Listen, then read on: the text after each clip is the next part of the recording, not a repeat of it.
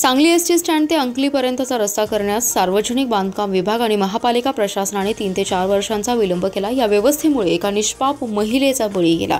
याचा निषेध करत सर्वपक्षीय संघटनेच्या वतीने येथील राजवाडामधील सार्वजनिक बांधकाम विभागाच्या कार्यालयावर तिरडी मोर्चा काढत प्रशासकीय व्यवस्थेचा निषेध व्यक्त केला।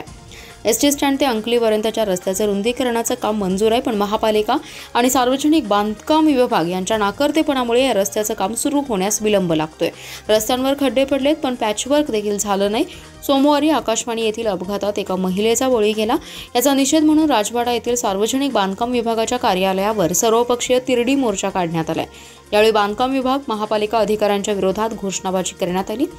सार्वजनिक बांधकाम विभागाच्या अधिकाऱ्यांना नवीन रस्ता आणि पॅचवर्क बाबत जाब विचारण्यात आला। तसेच महिलेच्या मृत्यूला सार्वजनिक बांधकाम विभाग आणि महापालिका हे दोघेही जबाबदार असल्याचा आरोप करण्यात आला। हा रस्ता तातडीने सुधारण्यासाठी सर्व अडचणीबाबत तातडीने मीटिंग घ्यावी आणि तत्पर पॅचवर्क सुरू करण्यात यावं, तसेच संबंधित महिलेच्या कुटुंबाला आर्थिक भरपाई द्यावी अशी मागणी करण्यात आली आहे। दरम्यान सर्वपक्षीय कृती समितीच्या वतीने महापालिका आणि सार्वजनिक बांधकाम विभागाच्या अधिकाऱ्यांवर सदोष मनुष्यवधाचा गुन्हा दाखल करावा अशी मागणी जिल्हा पोलीस प्रमुखांकडे केली आहे। कोल्हापूर रोड आकाशवाणी चौकात एका शीतल आमरे या भगिनीचा मृत्यू झाला आणि या मृत्यू संपूर्णपणे सांगली सार्वजनिक बांधकाम विभाग, महानगरपालिका प्रशासन आणि संबंधित विभाग जबाबदार आहेत। या काळातला हा 7वा बळी आहे। अजून किती जणांचे बळी गेल्यानंतर या जिल्हा प्रशासनास आणि सार्वजनिक बांधकाम विभागास मनपा प्रशासनात जाग येणार आहे, हा आमचा प्रश्न आहे।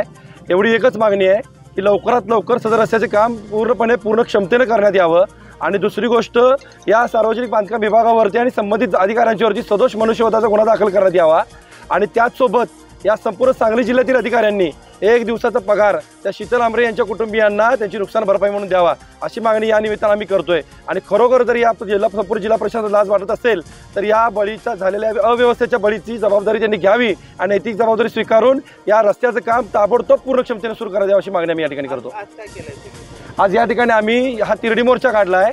या सार्वजनिक बांधकाम विभागाचा आम्ही या ठिकाणी अंत्ययात्रा काढली आहे। या अंत्ययात्रेनंतर आम्ही थांबणार नाही, एवढ्यावर तर थांबून चालणार नाही आम्हाला। आम्ही सगळे त्याच्या पुढची टप्प्यात सुद्धा आम्ही आंदोलन करणार आणि हा रस्ता पूर्ण केल्याशिवाय आता कोणी थांबत नसतो।